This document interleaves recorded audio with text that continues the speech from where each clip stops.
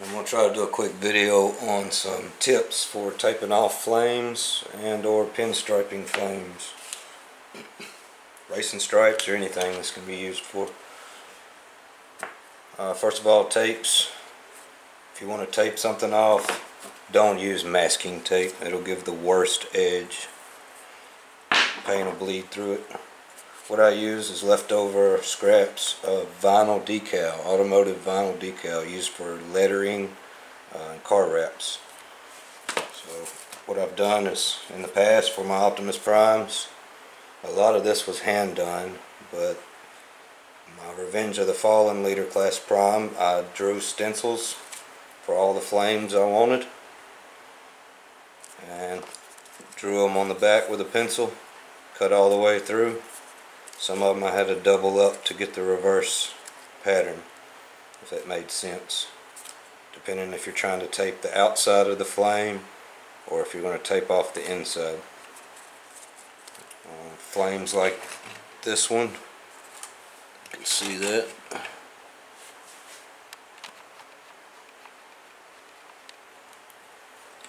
I completely hand brushed that flame. It was just not a flat surface to tape anything on. No stencil. If I'm not mistaken, you can buy some pre-made stencil flames from Model Craft Accessories. I've seen them in hobby stores. They weren't the flames I wanted, so I made my own. So in this instance, I painted this whole piece blue, sprayed it. This is the spray paints I use now. It's Model Masters Tester. Well, the small ones are Model Masters. The red, it was hard to paint red over blue, so I had to do gray, a gray flame. Your brushes are going to be the key here. These are all wore out. I need some new brushes. The key on painting the flame is to start at the tip and pull in one direction.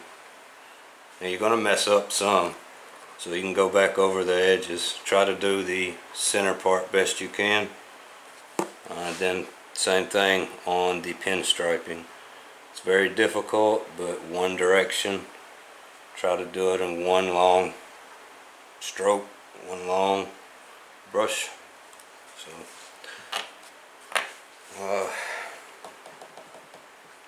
when you do mess up, you can come back over the tips. Like I can see where I messed up on that tip there, and I took a little bit of the paint. This is not the right color I used on that, obviously, but I'll spray a little paint in the top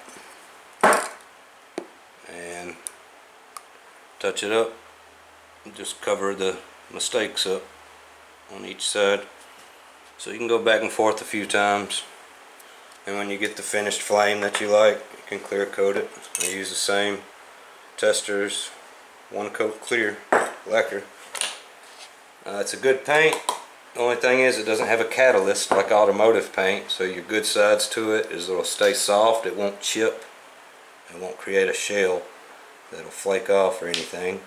The downside to it, if you keep it in high temperatures, it can get soft almost to the point of not getting tacky. But if a piece, say a piece sits on top of another piece with a lot of clear coat on it and it gets really hot, it tends to want to almost stick together or leave a small indentation. So as long as it's temperature controlled, this seems to hold up for a long time. It's the most durable paint I've found so far for these transformers that have moving parts. I hope that helps some. The biggest tip here is to use, they also have Frisket. It's for painting purposes.